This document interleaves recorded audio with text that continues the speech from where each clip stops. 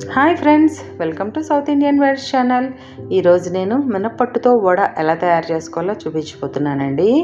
ముందుగా ఒక పావు కేజీ మినప్పప్పు పొట్టుతో ఉన్నది తీసుకుని ఒక 6-7 గంటల పాటు నానబెట్టుకోవాలి. తర్వాత పొట్టు వేరుగా పప్పు వేరుగా వచ్చేటట్టు కడుక్కోవాలి. ఆ తర్వాత పొట్టును శుభ్రంగా కడిగి దానిలోంచి నీరంతా పిండియాలండి. నీరంతా పిండేస్తే ఇలా పొడి పొడిగా వస్తుంది.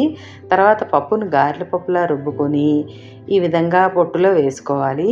తర్వాత ఉల్లికాడలు చిన్ని చిన్ని ముక్కల కింద కట్ చేసుకుని వేసుకోవాలండి. ఒకవేళ ఉల్లికాడలు లేకపోతే 2-3 ఉల్లిపాయలు చిన్న ముక్కల కింద కట్ చేసుకుని వేసుకోవచ్చు. తర్వాత కొత్తిమీర చిన్న ముక్కల కింద కట్ చేసుకుని వేసుకోవాలి.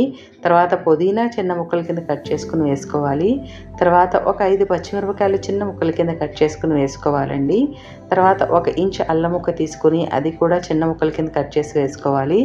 తర్వాత ఒక 3 టేబుల్ స్పూన్ల బియ్యం పిండి వేసుకోవాలండి. ఒకవేళ బియ్యం పిండి సరిపోకపోతే ఇంకా వేసుకోవచ్చు.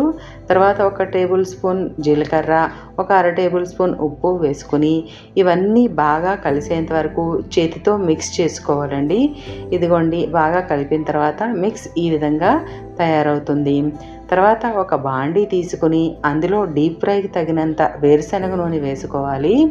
తర్వాత ఒక బౌల్లో వాటర్ తీసుకొని ఈ విధంగా నేను చూపిస్తున్నట్టు చెయ్యి తడుపుకొని గారెల పిండి రౌండ్గా చేసి ఈ విధంగా గారెలు ఒత్తుకోవాలండి. ఒత్తుకున్న గారెలు కాగిన వేరుశనగ నూనెలో వేసుకోవాలి. ఆ గారెలు మీడియం ఫ్లేమ్లో మాత్రమే ఫ్రై అవ్వాలండి. హై ఫ్లేమ్ పెడితే గారెలు పచ్చితనంగానే ఉంటాయి. తర్వాత ఇవి గోల్డెన్ బ్రౌన్ కలర్ వచ్చేంత వరకు వేయించుకోవాలండి. ఈ గారెలలో పొట్టు మనం వేసాం కాబట్టి, ఆకుకూరలు కూడా వేసాం కాబట్టి ఇవి హెల్త్కి చాలా మంచిదండి. ఇందులో ఫైబర్ ఎక్కువగా ఉంటుంది. ఇది స్నాకీ ఐటెం కింద, బ్రేక్ఫాస్ట్ ఐటెం కింద చాలా టేస్టీగా ఉంటుందండి. అంతే అండి, అయిపోయింది పొట్టు వడ. మీకు కానీ ఈ వీడియో నచ్చినట్లయితే please subscribe to my channel.